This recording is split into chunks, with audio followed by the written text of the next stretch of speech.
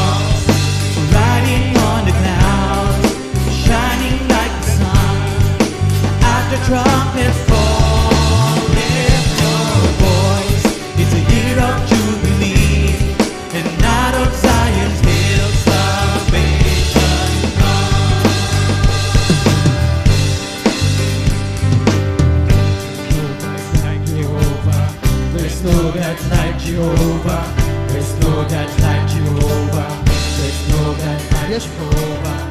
There's no God like Jehovah. There's no God like Jehovah. There's no God like Jehovah. Yes, No Lord. God like Jehovah. There's no God like Jehovah. There's no God like Jehovah. There's no God like Jehovah. There's no God like Jehovah. There's no God like Jehovah. There's no God like Jehovah. There's no God like Jehovah. Glory comes riding on the clouds, shining like the sun. At the trumpet call, lift your voice. It's the year of Jubilee, and out of Zion hill salvation comes. Glory comes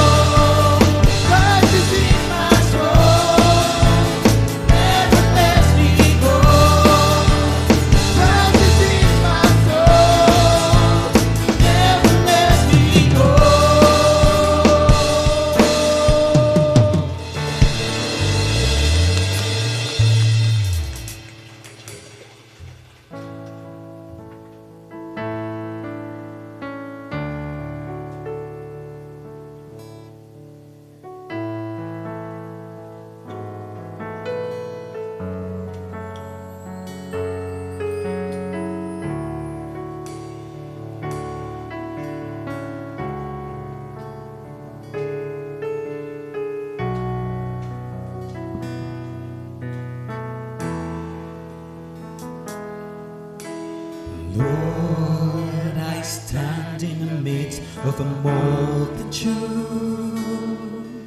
of those from every tribe and tongue. We are your people, redeemed by your blood, rescued from death by your love.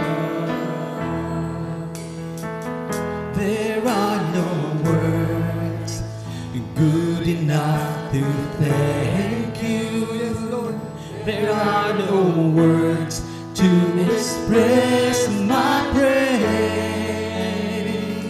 but I will lift up my voice and sing from my heart with all of my strength. Hallelujah, hallelujah, hallelujah to the Lamb.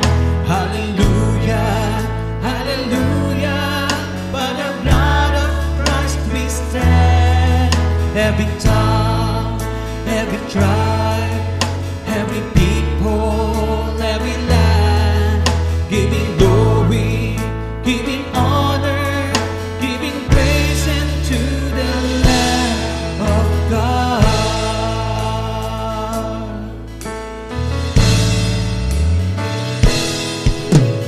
Lord, we stand by grace in your presence, cleansed by the blood of the Lamb. We are your children, called by your name. Humbly we bow and we pray. Release your power to work in us and through us, till we are changed to be more like you. Now the nations will see the glory revealed and worship you. Hallelujah, hallelujah, hallelujah to the Lamb. Hallelujah, hallelujah, by the blood of Christ we stand. Every tongue, every tribe, every people, every land, giving glory, giving honor, giving praise unto the Lamb of God. Every knee shall bow,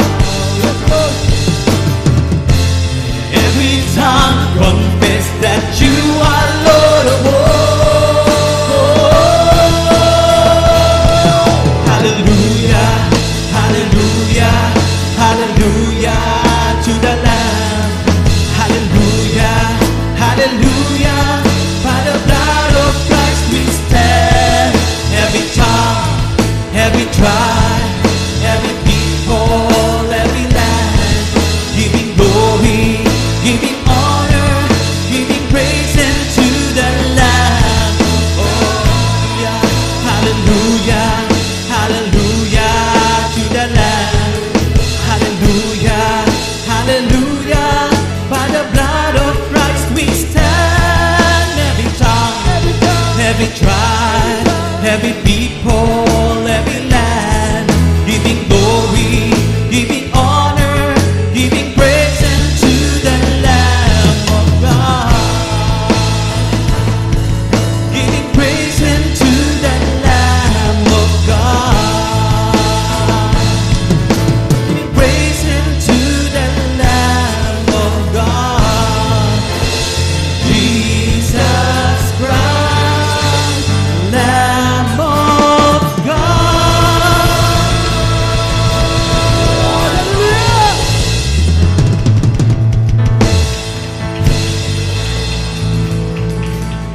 Ama naming Diyos, salamat nga po dahil sa pagmamahal mo po sa amin. Ibinigay mo po si Jesus bilang tupa po, na siya po yung tutubos po sa amin.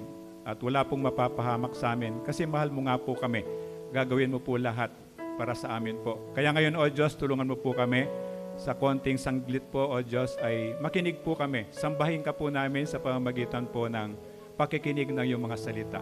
Ikaw nga po yung pamagitna, magpadala ka po ng mga angels mo sa amin na yun nga po, O Diyos, mawala po yung anumang distraction. Bagus, O Diyos, may focus po namin sa iyo, yung 100% po na attention po namin. Ito po yung dalangin ko, ito po yung dalangin namin sa pangalan ni Kristo. Amen.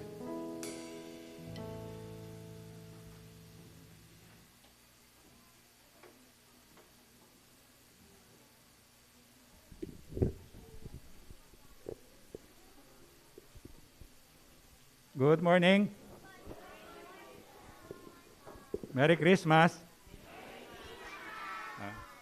Salamat sa Diyos kasi tuloy pala yung Christmas, di ba? So, salamat sa Panginoon sa umagang ito, kasama natin siya at meron siyang magandang plano sa bawat isa sa atin. Patapos na yung 2021 at makikita natin yung katapatan ng Diyos. Bawat isa sa atin, merong isinulat na kwento ang Diyos eh. Mismo yung ang Diyos ang nagsusulat para pagdating ng araw, kahit yung mga batang ito, pagdating ng araw, meron kang kwento na tungkol sa Panginoon kasi naranasan mo yung kabutihan ni Jesus. So dito yung simbahan natin, ECF, salamat nakapunta kayo rito at mamaya makikita natin yung pagmamahal ng Diyos kasi alam niyang nandito ka. So titingnan natin ano yung gagawin ng Diyos sa araw nito. Actually, meron na siyang ginawa. So tuloy ba yung Pasko? Ayan, tuloy ang Pasko. Kahit ano mangyari, kahit ano pang COVID yan, kahit ano pang election yan, di ba? Tuloy ang Pasko. Bakit? Kasi mahal tayo ng Panginoon. So ang Pasko ay sumapit. Alam ba niyo ito? So bakit hindi, akapela lang, bakit hindi natin kantahin? Tayo nga tayo. Alam niyo ba yung kantang ito? Sige, tayo tayo, samahan niyo ako. 1, 2, 3. Ang Pasko ay sumapit. Tayo ay mamagsiawit ng magagandang himig dahil sa Diyos ay pag-ibig nang si Kristo'y isilang may 3 haring nagsidalaw at ang bawat isa ay nagsipaghandog ng tanging alay. Bagong taon ay magbagong buhay nang lumigaya ang ating bayan. Tayo'y magsikap upang makamtan natin ang kasaganaan. Palakpak na. Yan lang. So, pwede mo po.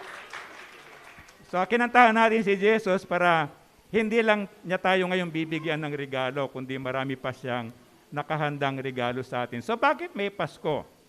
Sana sa maiksing oras, maintindihan natin, may Pasko. Kahit kayo mga bata, ganito yung usapan natin ay mga bata, kasi wala tayong Sunday school, nandito kayo. So, nakikita niyo yung CCTV camera? Nandun, no? So, makikita doon, ang hindi nakikinig, hindi sa bibigyan ng regalo mamaya. So, makinig kayo kasi nandito kayo, may magandang plano ang Diyos sa atin. Bakit may Pasko? Una, di ba nilikha ng Diyos ang langit at lupa? So lahat ng buhay natin, lahat ng nakikita mo sa mundo, galing sa Diyos yon. Wala pa dati, pero nandun na ang Diyos, lumikha siya ng daigdig, itong nakikita natin. Sabi niya sa Genesis 1, nang pasimula ay nilikha ng Diyos ang langit at lupa. So ang gumawa ng langit at lupa, malinaw dyan, ang Diyos ang may gawa nun. So kahit yung buhay natin, magulang mo, tatay mo, kapatid mo, mga ari-arian mo, galing sa Diyos yan. Di ba merong Diyos Ama, Diyos Anak, Diyos Espiritu Santo, di ba? Tayong Pilipino, meron tayo sa Catholic, di ba? Yung Diyos Ama, Diyos Anak, Diyos Banal na Espiritu. So ito yung Diyos na lumikha ng langit, siya din ang nagbabantay sa atin hanggang ngayon.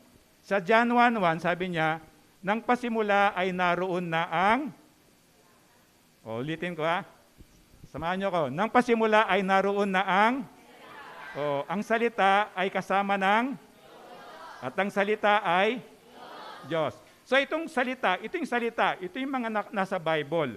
Salita ng Diyos yan. So yan palang salitang yan, kaya pala pag nanalangin ka sa pangalan ni Kristo, meron palang kapangyarihan yon. Kasi yung salita pala ay Diyos.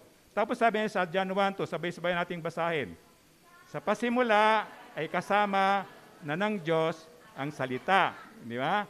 And then sa verse 3, 1, 2, 3. Nilikha ang lahat ng bagay sa pamamagitan niya at walang anumang nalikha nang hindi sa pamamagitan niya. So, sino yung lumikha? Sino yung Diyos? Salita. Diba? Salita. So, tatandaan yon. Kay Jesus pala, ito pala yung Diyos anak, ito pala yung lumikha ng lahat. Diba? So, sabi niya sa John 1:14, 1, 2, 3. Naging tao ang salita at nanirahan sa piling natin. Nakita namin ang kalwalhatiang tunay na kanyang bilang kaisa-isang anak ng Ama. Siya ay puspos ng kagandang loob at katotohanan.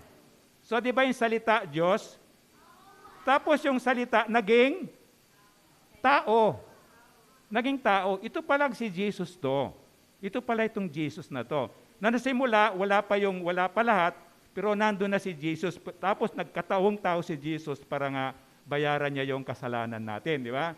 And then Genesis 1:3, sinabi ng Diyos, 1, 2, 3, magkaroon ng liwanag at nagkaroon nga, di ba? So, sino pala itong nagsabi ng magkaroon ng liwanag? Sino itong Diyos na to? Sino itong naging taong Diyos? Sino siya? Si Jesus, di ba? So, ito palang salitang ito, noon pa, wala pa yung daigdig, wala pang tao, wala pa lahat, wala pang nilikha, nandun na yung salita, ito palang si Jesus.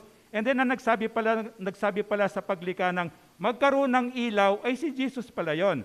So malinaw, nagkatawan siya ng tao para nga magawa yung utos ng Diyos Ama sa Kanya. Genesis 1:26, pakinggan na lang ninyo. Pagkatapos sinabi ng Diyos, ngayon, likhain natin ang tao ayon sa ating larawan, ayon sa ating wangis. Sila ang mamamahala sa mga isda, sa mga ibon, sa impapawid, at sa lahat ng hayop, maging maamo o mailap, malaki o maliit. So ito pala mga taong ito, nilikha nila. Sino yung nila? Sino yung tatlong nila? Sino yung lumikha? Diyos Ama, Anak, Diyos Espiritu Santo, di ba? So sino yung Diyos Anak? Si Jesus, di ba? Kaya may Pasko pala, dahil kay Jesus, para pala mangyari yung magandang plano niya sa bawat isa sa atin. So di ba lumikha sila, nilagay sila sa paraiso, di ba? Noon, nung nilagay sila diyan, wala pang kamatayan. Ibig sabihin, kasama nila ang Diyos, walang virus diyan, walang germs, walang nag-aaway, walang masama nga, lahat mabuti. Perfect siya, hindi mo kailangan magtrabaho kasi maraming lahat pagkain nandyan. Tapos walang nag-aaway, walang nagmumurahan, walang nagnanakaw, walang nangungupit. Mabuti noon. Kaso, may utos ang Diyos sa kanila. Sabi ng Diyos, sinabi niya sa tao, kay Adan at Eva, di ba? Sinabi niya, makakain mo ang alinmang bungang kahoy sa alamanan, maliban sa bunga ng punong kahoy na nagbibigay ng kaalaman tungkol sa mabuti at masama. Huwag na huwag mong kakainin ang bungang iyon, sapagkat sa araw na kainin mo yon, ikaw ay mamamatay. So dito pala, paraiso yan, madami dyan. Pero sabi niya, merong puno doon sa gitna doon. Na lahat yan pwede mong kainin, pero itong punong ito, huwag mong kakainin yan. Utos ng Diyos yon. Pero yun na nga, sabi ng Diyos, kapag hindi mo sinunod ang utos ko, sabi niya, ikaw ay mamamatay. So nung una pala, walang kamatayan ng tao. Kaso dahil sa kasalanan, nagkaroon nga ng kamatayan. Kasi sabi ng Diyos, ang kabayaran ng kasalanan ay kamatayan. So magmula noon, nagkaroon na ng kamatayan. Dati, hindi namamatay ang tao, walang virus, walang sakit, walang masasamang tao. So sabi niya, kay Adan, di ba? Dati, si Adan hindi dapat mamamatay. Pero si Adan, umabot siya ng 930 years old. So alam mo ba, gano'n siya katanda, na imagine mo ba, 930 years old si Adan bago siya namatay. Kaya lang namatay pa rin siya. Dati, hindi siya dapat mamamatay. Tapos si Methuselah, 969. Ilang taon siya bago mamatay? 969. At tapos si Noah, ilang taon? 950. So, hindi sila namatay kaagad, kaya lang yung sinabi ng Diyos nangyari. Ang kabayaran ng kasalanan ay kamatayan. Kaya lang sa panahon ni Noah, di ba? Sabi ng Diyos, masyado nang masama yung tao. So, kung hindi sila magbabago, kailangan ko silang alisin. Kasi, Pag nagkasala ka, masama ka, mapapahamak ka. Mahal ka ng Diyos, di ba? Ayaw ka niya mapahamak kasi ayaw niya, kaya sabi niya, titigilan na. So sabi niya, 100 taon si Noah. Sabi niya ng Diyos kay Noah, magtayo ka ng barkong malaki ha. Kasi sabi niya, tutunawin ko yung mundo sa pamamagitan ng tubig. So si Noah, nandun siya sa disyerto. Nung panahon na yun, wala pang ulan. Walang ulan. Meron tayong ulan ngayon, di ba? Nung panahon nilang yun, walang ulan. Pero nandun sa disyerto, pero si Noah, naniwala siya sa Diyos. So sinunod niya ang Diyos. So ang sabi ng Diyos, dahil sinunod mo ako, sabi niya, pagpapalain kita at matuwid na tao ka at ikaw ay maliligtas. So sino man ang susunod sa akin, sabi niya, maniniwala sa akin, ay sila ay maliligtas. So habang ginagawa ni Noah yung arkong yon, sinasabi niya, tumigil na kayo sa kasalanan niyo, bumalik kayo sa Diyos. Kasi kung hindi, paparusahan niya kayo. Anong parusa ng kasalanan? Kamatayan. So sabi niya, 100 taon yon, gumagawa siya, sinasabi sa tao, pero walang naniwala. Ang naniwala lang, asawa niya. Tapos naniwala yung 3 anak niya. Tapos yung asawa ng 3 anak niya. Pati siya, 8 lang yung naniwala. So ang tao noon, kamukha ng tao ngayon, may 7 billion. At namatay lahat doon, ang naligtas ay ilan? 8 lang ang naligtas. Bakit sila naligtas? Oo, kasi sumunod sila sa Diyos, sa utos ng Diyos, na sabi niya, tumigil na kayo sa pagkakasala, walang pinagbago sa atin.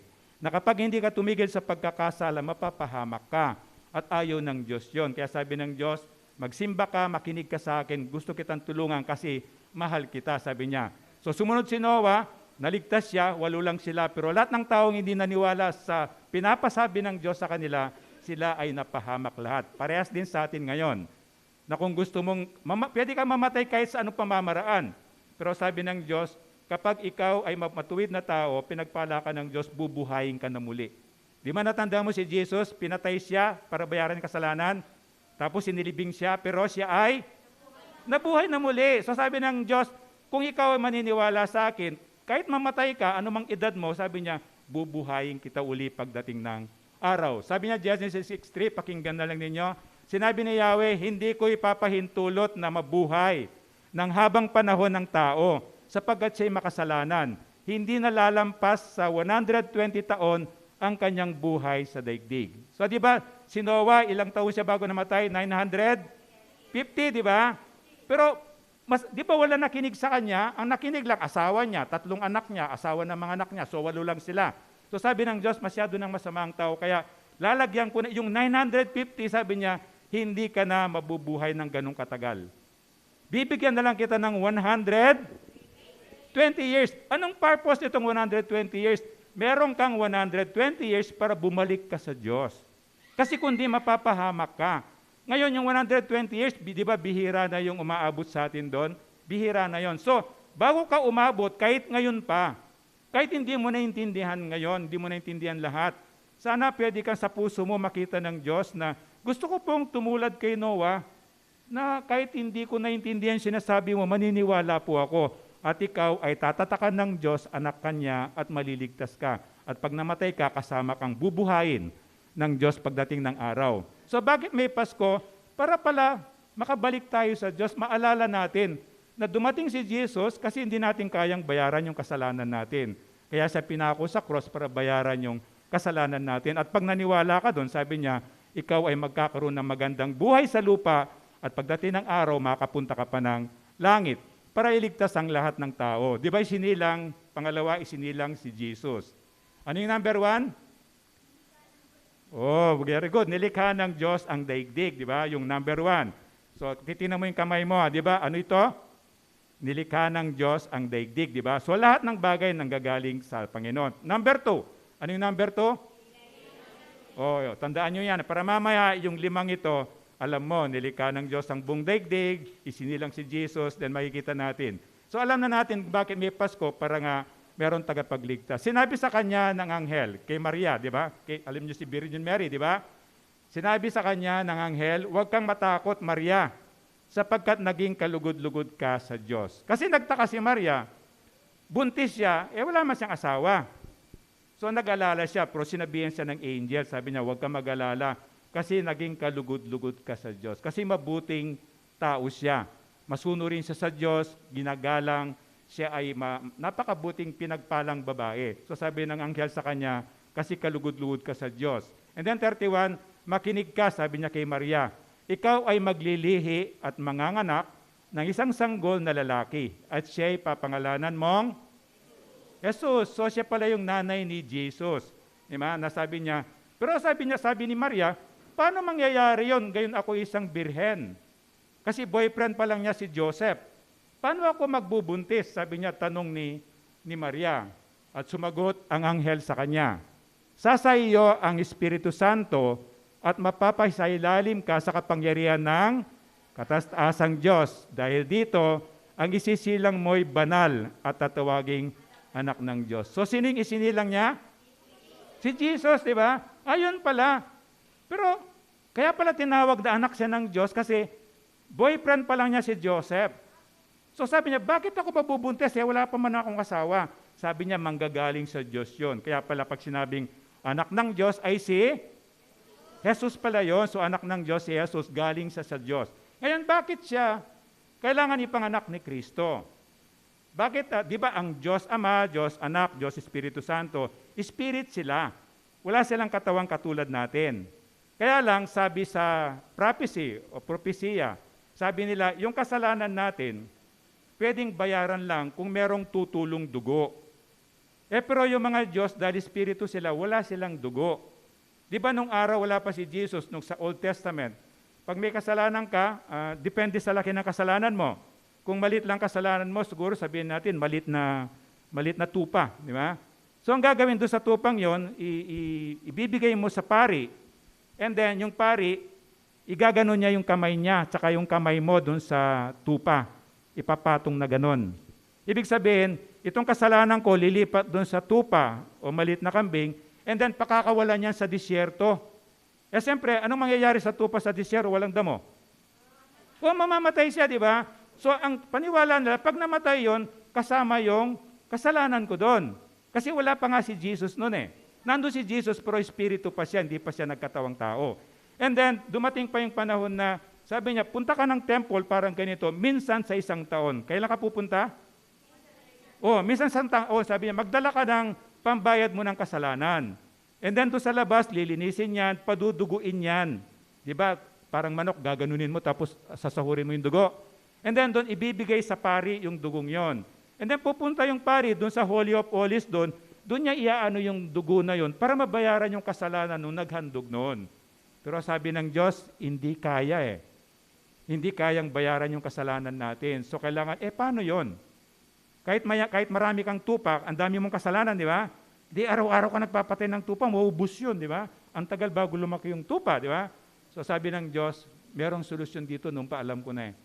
Ibibigay ko yung anak kong si Jesus. Para siya magbabayad ng kasalanan mo, ng kasalanan ko, kasalanan sa libutan. Pero kailangan niya magkaroon ng dugo. Ito na nga, kailangan isilang siya sa isang tao para magkaroon siya ng dugo. Hindi ama ni Jesus pala si Joseph. Diba? Kasi boyfriend pa lang, girlfriend pala sila noon. Kaya sabi ni Maria, paano mangyayari mabubuntis ako birhen pa ako, virgin pa ako. Paano ako mabubuntis? Pero sabi niya, galing sa Diyos nga yan. Matthew 12:46, sabi niya, pakinggan nyo, ulitin natin, habang si Jesus ay nagsasalita sa maraming tao, dumating ang kanyang ina at mga kapatid. Naghihintay sila sa labas dahil nais nila siyang makausap. So ibig sabihin, nung isinilang ni Mary si Jesus, pinakasal na siya ni Joseph kasi mag-syota sila, di ba? And then nagkaroon na sila ng anak. So may mga anak na kapatid pala si Jesus. And then sa 1355, hindi ba siya yung, sabi ng mga tao, hindi ba siya yung anak ng isang karpintero, si Joseph? Hindi ba si Maria ang kanyang ina? At sina Santiago, Jose, Simon, Judas, ang kanyang mga kapatid. So nakita natin, may mga kapatid pala si Jesus, pero yung mga kapatid ni Jesus, hindi sila Diyos. Pero mabuting tao sila, banal na tao sila kasi mabuti yung mga magulang nila, pero hindi sila sa Diyos. Si Jesus lang kasi si Jesus galing siya sa Diyos. Si Jesus ang regalo sa atin ng Diyos. So, ngayon meron na tayong regalo. Mamaya, di ba? Meron tayong regalo. Pero ang pinaka-greatest na regalo na pwede mong tanggapin sa buhay mo ay si Jesus. Kasi may bibigay ni Jesus, hindi lang ganyan, ang liit lang niya, no? Hindi lang ganyan, tapos araw-araw pa yon. Hindi kanya pababayaan, kahit nasa virus na yan, siya yung pwedeng mag-protection sa iyo. Kaya ang pinakamagandang regalo na matanggap mo ngayong araw na ito ay si Jesus. Paano mo matatanggap yung regalo? Paano mo matatanggap yung regalo si Jesus? Sa isip mo, sa puso mo, maniwala ka lang na Panginoong Jesus, hindi ko po naintindihan, pero gusto ko pong maniwala sa iyo na ikaw po ay Diyos. Ikaw po yung pwedeng magbayad ng kasalanan ko. Gusto mo bang gawin yon? Pwede ka bang tumayo tapos sumunod ka sa akin? Kung gusto mong tanggapin yung regalo ni Jesus, tayo ka tapos sumunod ka sa akin, nakayuko, nakapikit. Nakayuko, nakapikit, tapos sumunod ka sa akin. Panginoong Yesus, salamat po. Merong Pasko. Salamat po. Merong regalo. Pero gusto ko po, Panginoong Yesus, ikaw ang maging regalo ng Diyos sa akin.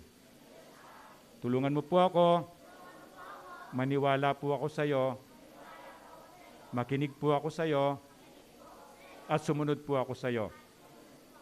Ito po yung dalangin ko sa pangalan ni Kristo. Amen. So pwedeng mo po. So pag pinanalangin mo yon, tinitingnan ng Diyos sa puso mo na wala kang makikitang unusual, pero alam mo pagdating ng araw, meron kang kwento. Pag tinanong ka, kailan ka naging anak ng Diyos? Kailan ka naging mabuting tao? Magmula po nung pumunta ako, merong simbahan sa M. de la Cruz. And then, hindi ko po naintindihan, pero yun pala, nagsimula ng kumilos ang Panginoon sa akin. So si Jesus ay mula sa langit. John 3:31-36. So pwede tayong tumayo at basahin natin ito sabay-sabay. Ang mula sa itaas ay dakila sa lahat. Ang mula sa lupa ay tagalupa at nagsasalita tungkol sa mga bagay sa lupa. Ang mula sa langit ay dakila sa lahat. Pinapatutuhanan niya ang kanyang nakita at narinig, ngunit walang tumatanggap sa kanyang patutuo. Ang tumatanggap sa kanyang patutuo ay nagpapatunay na ang sinasabi ng Diyos ay totoo. At ang sinugo ng Diyos ay nagpapahayag ng mga salita ng Diyos, sapagkat lubusang ipinagkaloob ng Diyos ang kanyang Espiritu. Inibig ng Ama ang anak at binigay niya rito ang pamamahala sa lahat ng bagay. Ang sumasampalataya sa anak ay may buhay na walang hanggan. Ngunit ang hindi sumasampalat sa anak ay hindi magkakaroon ng buhay. Sa halip, mananatili sa kanya ang puot ng Diyos. Amen. Pwedeng mo po. Dito, pwedeng, maliwanag, di ba? Ibigay ng Diyos Ama ang anak niya. Sino yung anak niya? Si Jesus. Ngayon kung ano yung sumasampalataya, naniniwala ka sa kanya kahit hindi mo na siya nakikita ngayon. Dati nakikita siya kasi nasa lupa siya, pero ngayon nasa langit na siya. Kapag naniniwala ka kahit hindi mo nakikita, ito yung sinasabi niya, sumasampalataya ka. At pag sumasampalataya kay Jesus, sabi niya, meron kang buhay na wala hanggang sa langit ito. Ang walang hanggang kamatayan ay sa hindi. Ang walang hanggang buhay ay sa ang walang hanggang kamatayan ay impyerno. So malinaw siya, di ba? Dalawa lang yon. Hindi ka pwedeng pumunta sa gitna, sa gilid, sa taas, sa baba. Pipili ka lang. Maniniwala ba ako kay Jesus na anak ng Diyos o hindi? Pag naniwala ako, pupunta ka sa pag hindi ako naniwala, ganun lang siya kasimple, hindi ginawang komplikado ng Panginoon. So bakit may Pasko? Para pala makapunta ako ng langit. Kasi ayaw ko nang pumunta ng sino gusto pumunta ng langit? Itaas mo, baka hindi makita ng Diyos. Yan, di ba? So lahat tayo. So pipili ka. Maniniwala ka pa kay Jesus na anak ng Diyos o hindi? So pangatlo, ano yung una? Pangalawa? And pangatlo, pinatay si Jesus. So sabi niya sa John 3:16, di ba? Sapagkat gayon na lamang ang pag-ibig ng Diyos sa sangkatauhan. Kaya't ibinigay niya ang kanyang kaisa-isang anak si Jesus upang ang sinumang sumampalataya kay Jesus sa kanya ay hindi mapahamak, kundi magkakaroon ng buhay na walang hanggan. Hindi siya komplikado. Kahit hindi mo naintindihan, maniwala ka na lang, si Jesus ay Diyos. Siya ay nabuhay na muli. Sa lahat ng Diyos na kilala natin, siya lang yung nabuhay na muli. John 14:6, sabi niya, sumagot si Jesus, ako ang daan, ang katotohanan, at ang buhay. Walang makakapunta sa Ama, kundi sa pamamagitan ko. So, nagsasalita si Jesus, di ba? Kahit bata ka, maintindihan mo. Ang sabi ni Jesus, ako yung daan, ako yung katotohanan, ako yung buhay. Kung gusto mong pumunta ng langit, walang ibang paraan kundi kay Jesus lang, siya lang yung nag-iisang daan. At pang-apat, at yung una, ulit, yung number 1. Number 2. Number 3. Pang-apat ay, di ba alam na natin yon? Di ba nung bakit pinatay si Jesus sa cross para bayaran yung kasalanan ko, kasalanan ng lahat ng tao. At pagkatapos niyang bayaran yon, siya namatay, di ba? Kasi pinatay siya para sa kasalanan natin. Kasi ang kabayaran ng kasalanan ay kamatayan. So ayon ng Diyos tayo yung mamatay, kaya sabi niya, ako na lang yung mamatay para kasi mahal ko kayo. So sabi niya, pagkatapos siyang mamatay, siya ay nilibing muna. Di ba? Nilibing muna. Nilibing muna siya. Kasi hindi naman siya Superman, nasa cross siya, tapos gaganon, di ba? So nilibing muna siya, di ba? And then pangatlong araw siya ay nabuhay na muli. Tapos hindi siya umakyat kaagad, di ba?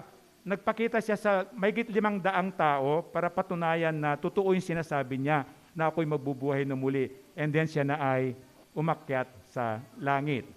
Sabi niya sa Mark 16:19, pagkatapos niyang magsalita sa kanila, ang Panginoong Yesus ay inakyat sa langit at umupo sa kanan ng Diyos. Bakit may Pasko?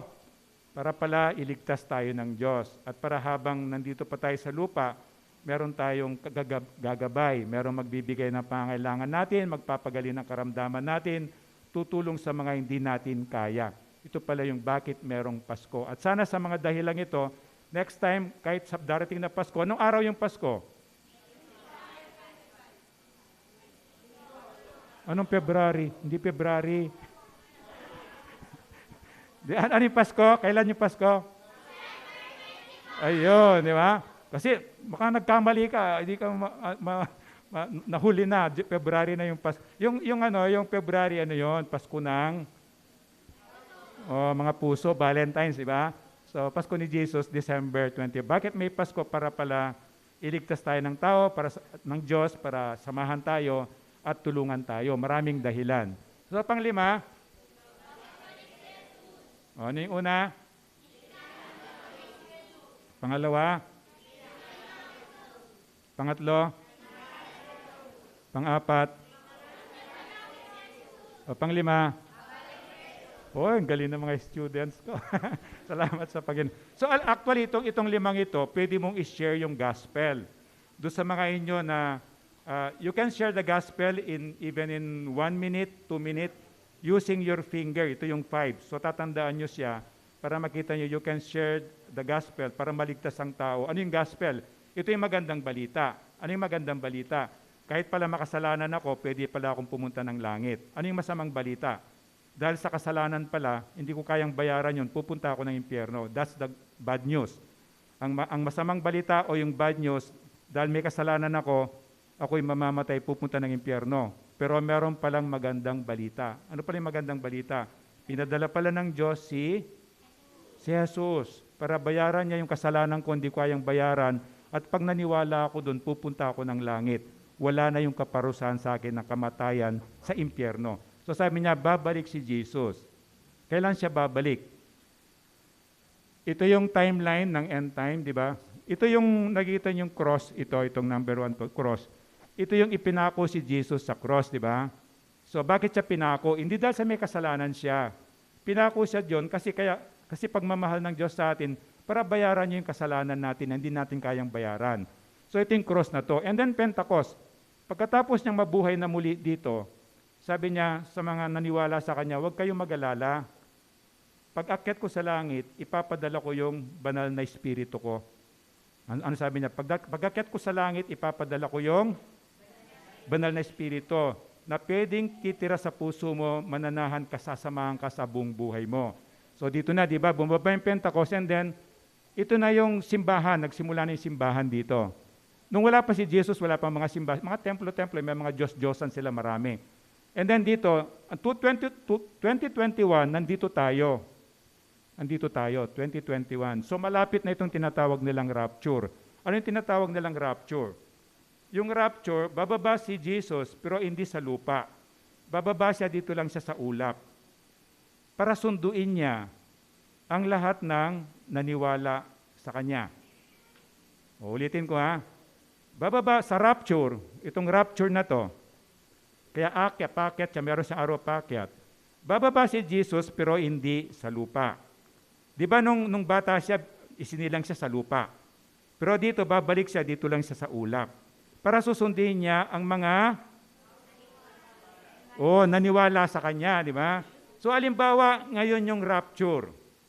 Di ba sabi natin kanina, kapag naniwala ka sa Kanya, tatatakan Kanya, ipapadala niya yung banal na espiritu, titira sa puso mo, di ba?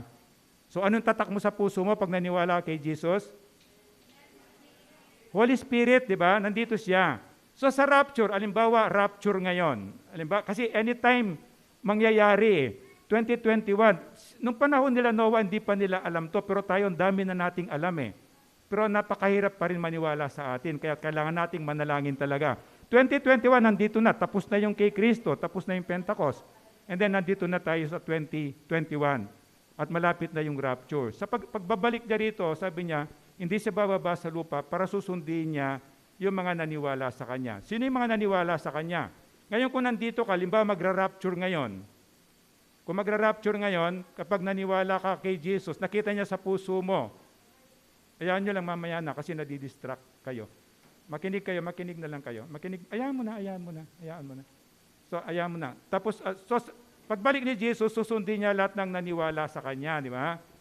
Ngayon, alimbawa, ngayon magra-rapture. Pag tinignan ng Diyos ang puso mo, hindi niya tinitingnan yung panlabas natin. Ang tinitingnan ng Diyos ay ang puso natin. Kasi nandito yung mga, di ba yung mga motibo mo, mga sikreto mo, nandito Kung minsan yung sinasabi mo, hindi naman talaga yung nasa puso mo So, sa tingnan ng Jesus yung puso mo, makikita niya yung katotohanan doon. At pag may nakita siya sa puso mo na kahit konti lang na naniniwala kay Jesus, tatatakan kanya, di ba? Titira yung banal na espiritu sa puso mo, espiritu yon, di ba? So siya yung tutulong sa iyo para maging mabuting tao ka, maging banal ka, magiging matulungin ka, lahat ng masama tutulungan unti-unti, babaguhin kanya. And then sa rapture, pag tinignan ng Diyos, tayong lahat dito, halimbawa, dalawa lang klase tayo. Yung merong tatak at saka yung walang tatak. Yung merong banal na espiritu at saka walang banal na espiritu. Yung walang banal na espiritu, ibig sabihin, di siya naniwala kay Jesus na sinasabi ni Jesus, hindi ka makakapunta ng langit kundi sa pamamagitan ko. Pero yung naniwala, kahit konti lang yung paniniwala ng yon, biglang mawawala. At nandun dito sa ulap si Jesus, susundin niya yung naniwala sa Kanya. Pero sabi niya, bago tayo, yung mga namatay na naniwala kay Jesus. Bubuhayin sila, kahit na kinremate yan, kahit na agnas na yan, na ano na yan, nawala na yan, bubuhayin, bibigyan sila ng katawan, imimit sila ng Jesus dito sa alapaap, tapos tayo na naniwala sa Kanya, dadalhin tayo doon sa langit. So kung sino man hindi naniwala, may iwan siya sa earth. Kasi hindi siya naniniwala. O halimbawa na lang, yung eroplano, ang piloto niya, naniwala kay Jesus. So during the rapture, mawawala yung pilotong yon. Ano mangyayari sa eroplano? Yun. Di ba? Halimbawa yung doktor na nag-oopera sa'yo, nakabukas yung ano mo, nakabukas yung, ano tawag dito, yung, anong likod? Nakabukas tong harap, yung tiyan, di ba? Nakabukas yung tiyan ko, tapos biglang, yung palang doktor, yung kaibigan kong doktor nag-opera sa akin, Christian, di ba? Paano kung sa gitna ng surgery ko, yung si Dr. John, nag-rapture, biglang mawawala si Dr. John. Nakabukas yung tiyan ko. Pwede ba sabihin, Dr. John, sagdali pa, sara mo muna to. Huwag ka ma-rapture. So napaka-importante nun. Kahit hindi mo naintindihan, maniwala ka lang sa sinasabi ni Jesus. Kasi si Jesus ay Diyos, di ba? So pag sinabi ng Diyos, maniwala ka na lang. Sabi ni Jesus, ako yung daan, ako yung katotohanan, ako yung buhay, wala makapunta sa langit kundi sa pamamagitan ko. So di ba, na-rapture na yung naniwala. Merong 7 taon dito yung hindi naniwala. Meron ka pa rin pag-asa. Kaya lang dito, ang maghahari na dito, ang devil. Siya yung maghahari dito. Kapag wala kang 666, hindi ka makapamili ng grocery. Di ba kayong kinukondisyon na tayo?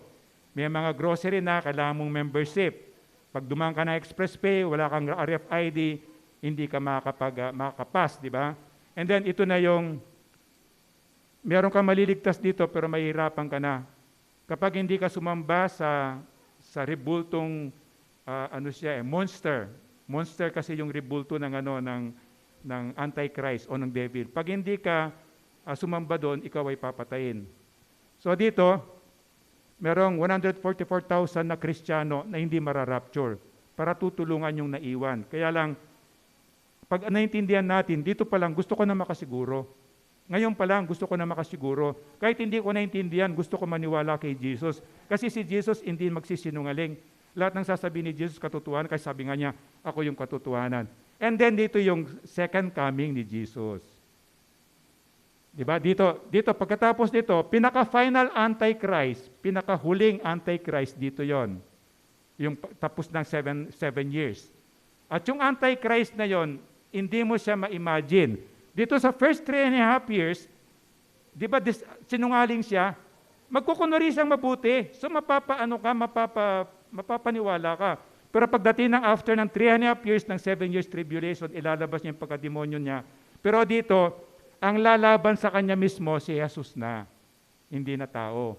And then bababa si Jesus 1,000 taon, kasama ng mga naniwalang na rapture. Kasama bababa dito, and then kasama tayo ng Panginoon na magre-reign ng 1,000 years sa earth. And then, walang doon. Walang it's a perfect. Wala yung Satanas eh. Dito pa lang Satanas, tinali siya, itinago siya sa ilalim ng pinakamailalim. So wala na manunukso, walang demonyo. Kaya lang, pagkatapos ng 1,000 years, lahat tayo ay aharap sa Diyos pa isa-isa. Yun na yung final judgment. Kahit namatay ka na, aharap ka pa rin sa Kanya. Namatay kang hindi naniniwala, bubuhayin ka dito. Bubuhayin ka dito sa panahon na yan, and then aharap tayo sa paisa-isa sa Diyos, and then pagharap mo sa Kanya, bubuksan yung libro ng buhay. Ano yung libro ng buhay? Malinaw sa Bible, paulit-ulit sa amin, Book of Life, kapag ang pangalan mo hindi nakasulat doon, hindi ka pwedeng pumunta ng langit. Kailan sinusulat yung pangalan ng tao doon? Kahit ngayon, hindi mo naintindihan lahat. Pero naniwala ka, sa puso mo nakita ng Diyos, gusto ko pong maniwala kay Jesus. Pero hindi ko po naintindihan. Isusulat yung pangalan mo doon. At walang pwedeng magbura doon. At sa banal na Espiritu, tutulungan kanyang maging banal, magawa mo yung kagustuhan ng Diyos. And then, yung hindi naniwala, bubuksan yung isa pang libro. Ipapakita ng Diyos na nagpadala siya ng missionary sa iyo, may nagbigay ng Bible sa iyo, may narinig ka sa radyo, may narinig ka sa TV, meron nag-invite sa iyo sa simbahan, pumunta ka. Pero lahat ng ginawa ng Diyos yun, hindi ka naniwala. Sabi ng Diyos sa iyo, tama ba yung parusa ko sa iyo na dapat sa impyerno ka? Ikaw mismo makukonvince ka. Kasi hanggang ngayon, alam natin yon. Ginagawaan ng Diyos ang lahat para lang tayo maniwala sa Kanya. Pero matagal, mahirap para tayo maniwala. Kasi nga, sabi ng Diyos, yung sumpa niya, na meron tayong mata, pag hindi sa biyasa ng Diyos, hindi tayo nakakita. Meron tayong tenga, hindi nakakarinig. At meron tayong isip, pero hindi nakakaunawa. Grace lang ni God na mawala yung sumpang yon. Para pag narinig ko ang sinasabi ni Jesus, ay maniniwala ako sa Kanya. Kaya alam natin kung nandito ka, ano man ang motibo mo, gawa ng Diyos yon. Gusto niyang marinig mo yung pagmamahal ng Diyos sa iyo. At pag naniwala ka, kahit hindi mo naintindihan lahat yon, may gagawin ng Diyos sa iyo, lalo na dun sa kaligtasan natin. And eternity, tutunawin itong mundo, di ba sabi niya, pangako niya sa baha, hindi ko na papatayin ang lahat ng nilikha sa pamamagitan ng baha. Pero pagdating ng araw, sabi niya, pamamagitan ng apoy, tutupukin ko yung earth. Pero ikaw, wala ka na. nandun ka na sa bagong earth at bagong heaven. And then pag wala ng tao, sabi ng Diyos, tutupukin niya kahit itong matigas na to, itong ano ba to? Itong salamin na yan, di ba? Sa makapal na salamin na yan, o yung sementong yan, sa sobrang init, magiging pulbos yan. At sa konting hangin lang, tatangayin yung lahat ng pulbos na yon, wala kang makikitang marka na as if there was nothing before. Wala kang makikitang marka. Yun ang sabi ng Diyos, na kapag naniwala ka dyan, maniniguro ka na, Panginoon, ayaw ko pong mapahamak. Gusto ko pong maniwala sa iyo. Panginoong Yesus, yung sinasabi mo nga po, ikaw yung katotohanan, kaya ikaw po yung paniniwalaan ko kasi hindi ka po magsisinungaling. And then tatapos natin, bakit may Pasko? Ang daming dahilan, di ba? Kasi may regalo. Pinaka-greatest regalo mo ay si Jesus, na sana, pangalawa lang yung mga yan. Marami tayo niyang mga ganyan, iba-ibang okasyon, pero pinaka-greatest mo si Jesus, gift mo si Jesus. Kasi kahit hindi Pasko, kasama mo siya. Kahit hindi Pasko, magpapadala siya ng angels para tutulong sa iyo, bigla na lang may kakatok sa iyo, magbibigay ng biyaya. Totoo hanggang ngayon, ginagawa ng Diyos yon. Yung hindi kaya ng doktor, hindi kaya ng lahat ng tao, gumagawa ng miracle si Jesus until now. Ikaw lang talaga yung kailangan maniwala at lumapit ka sa Kanya. Ang Diyos, hindi siya lumalayo sa atin. Di ba pangako niya, hindi kita iiwan, hindi kita pababayaan, pero tayo yung lumalayo sa Kanya. Paano tayo lumalayo sa Kanya? Kapag sinusuway natin yung utos niya, lalo na yung kasalanan, di ba? Lahat ng masama, lahat ng kasalanan, ayaw ng Diyos yon. Mahal niya tayo, pero napupuot siya dun sa masama nating ginagawa. Kaya hindi pwedeng ipagsama yon. So bakit may Pasko? Sana sa umagang ito, meron kang makuha na magandang dahilan. Kasi may Pasko, kasi mahal ako ng Diyos, kahit yun lang sana. Di ba? And then ganun mo yung kamay mo, para tandaan mo siya, para may bahagi mo si Jesus. Kahit na 1 minuto, 2 minuto, para siya din ay maligtas, magkaroon siya ng regalo. Ano yung number 1? Nilikha ng Diyos ang daigdig. Lahat ng bagay galing sa Diyos, di ba? Walang galing sa atin. Kaya ang puso natin mapapagpunong-puno ng pasasalamat. Number 2. Sinilang si Jesus, di ba? Para kasi may kasalanan tayong hindi natin kayang bayaran para siya yung magbayad, di ba? And then number 3, pinatay siya. Bakit siya pinatay? Wala naman siyang kasalanan. Kasi ako may kasalanan para bayaran niya yung kasalanan ko, di ba? And then pang-4, umakyat siya sa langit. Kasi nasa langit ngayon si Jesus, nakikita niya tayo, di ba? Nakikita yung pang-5, babalik siya muli. Sana sa rapture, pagbalik ni Jesus, dito lang sa ulap pa lang, kasama sa mga susunduin niya. So si Jesus ang pinaka-greatest gift natin at sana ito yung hingin mo sa Diyos at maramdaman mo na makuha mo ngayong kapanahunan ng Pasko. Tayo tumayo at manalangin, nakapikit, tapos nakayuko. Ama naming Diyos, salamat po sa salita mo at tulungan mo po kami na Panginoon na kahit konti po, hindi mo po namin maintindihan, ay paniwalaan ka po namin, pero kasi po ikaw yung Diyos na hindi po nagsasabi ng kasinungalingan. Ikaw po yung nagmamahal po sa amin ng walang kondisyon, at ikaw po, Panginoon, yung kailangan po namin, lalo na po ngayon sa panahon po ng kahirapan, hindi lang po sa Pilipinas, sa buong mundo, sa panahon po ng COVID na to, o Diyos, ay kailangan ka po namin, pati nga po sa mga darating na bagong taon na election, kailangan ka po namin na makapili po kami ng mga pinili mong taong para paglingkuran po kami. Yun po dapat, paglingkuran po yung mamamayang Pilipino ng gobyerno po namin. Salamat po, Diyos, pagpalain mo pong bawat isa po sa amin, lalo po yung salita mo.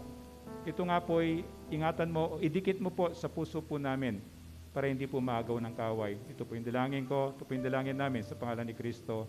Amen.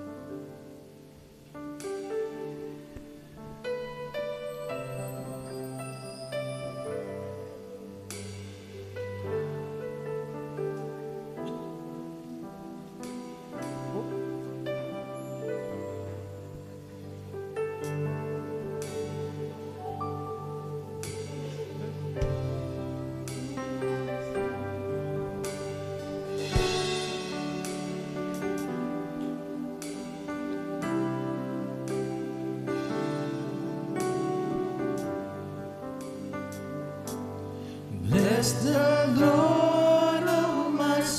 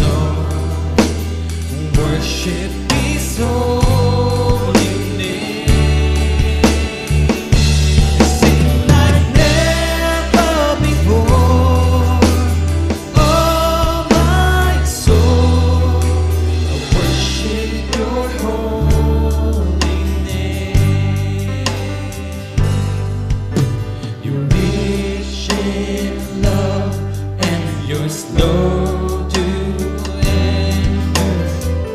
Your name is great and your heart is kind. For all your goodness I will keep on singing. And thoughts and reasons from my heart to bless the Lord, oh my soul, oh my soul, worship His holy name. Sing like never before, oh my soul, I worship Your holy name. On that day when my strength is failing, the end draws near and my time has come. Still my soul will sing Your praise unending. 10,000 reasons forevermore.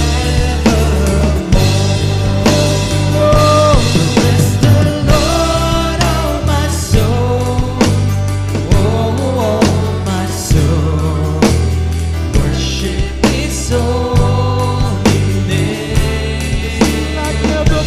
Sing like never before, oh my soul, I worship Your holy name.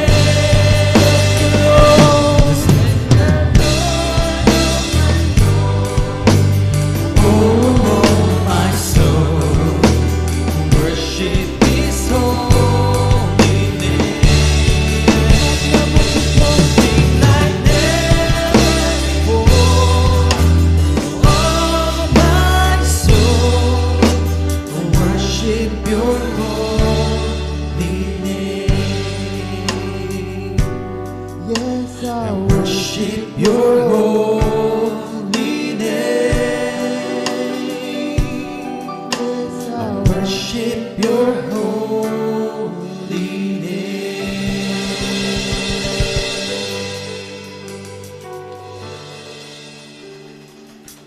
O, pwedeng upo muna. Sino yung first time na magsimba rito? Bakit din natin sila kantahan? At sana next Sunday makasama pa namin kayo.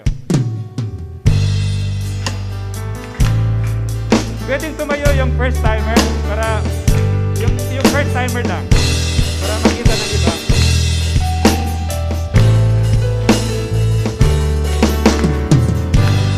To the family, we're glad that you have come to share your life with us as we grow in love, and may we always be to you what God would have us be, a family always stand to be strong and to lean on.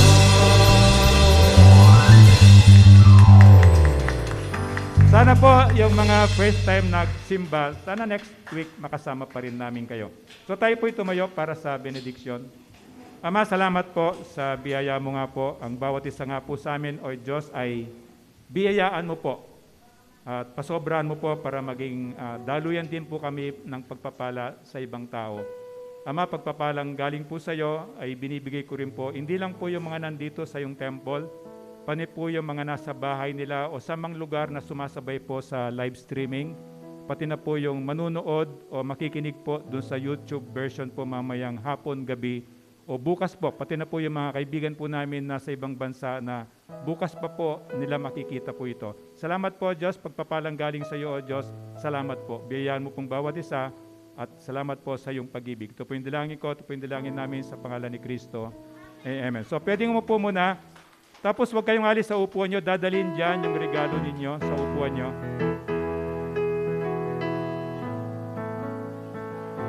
O, tigis ang ano lang, tigis ang bag lang, ha?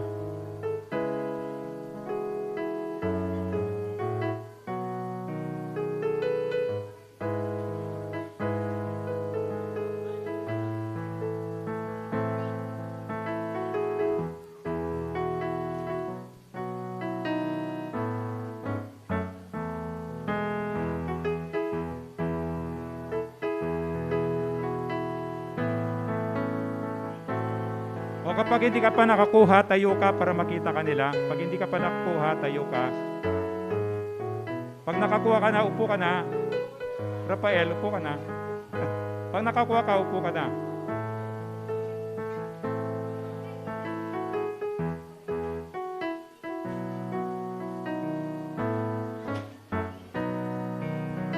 O yung itlog, lagay mo sa bag mo kasi bawal kumain dito sa temple, ha. Ilagay mo lang sa bag mo yung pag nakakuha ka ng itlog.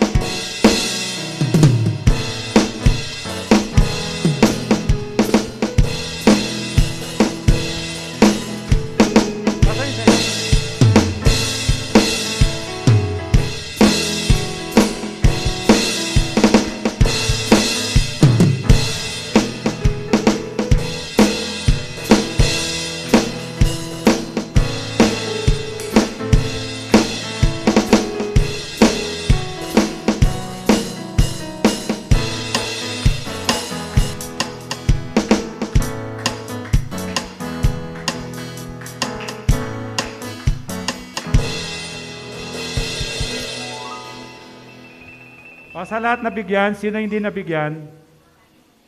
Lahat nabigyan? O, lahat tigisa lang, ha? O, sige, masaya ka ba sa Pasko? So, mag-iingat tayo sa paputok, ha? At para makapagsimba kayo. Ngayon, kung masaya ka sa Pasko, kantahan natin ang Panginoon, ha? Bago tayo mag-picture. So tumayo tayo para kantahan natin ng Panginoon. Pasalamat tayo sa kanta sa Kanya. Ha?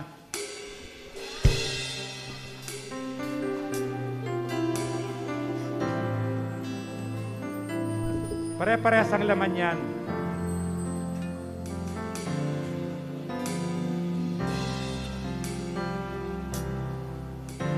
Sadyang kay buti ng ating Panginoon, magtatapat sa habang panahon, maging sa kabila ng ating pagkukulang, biyaya niya'y patuloy na lang. Tulad ng pagsinag ng pitong araw, patuloy siyang nagbibigay taglaw. Kaya sa puso ko't damdamin, tapatan niya'y aking purihin. Dakila ka, O Diyos, tapat ka nga tunay, magmula pa sa ugat ng aming lahi. Mundo'y magunaw man, maaasahan kang lagi, maging hanggang wakas nitong buwan.